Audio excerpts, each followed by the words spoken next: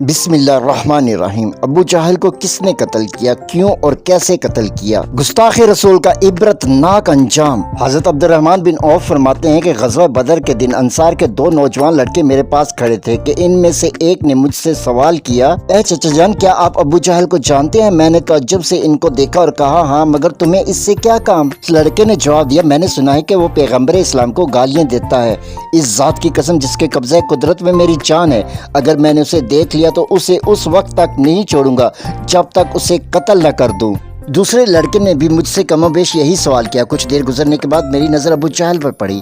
وہ لوگوں میں آزادانہ گھوم پھر رہا تھا۔ میں نے اشارے سے ان کو بتایا، یہی ابو جہل ہے۔ وہ فوراً اس کی طرف جھپٹے اور تلواریں مار مار کر اسے قتل کر دیا۔ پھر وہ دونوں بارگاہ رسالت ماب میں آئے اور بتایا، ہم نے ابو جہل کو قتل کر دیا ہے اور آپ نے ابو جہل کے قتل کی تصدیق بھی کر دی۔ صحیح مسلم شریف حدیث نمبر 4563۔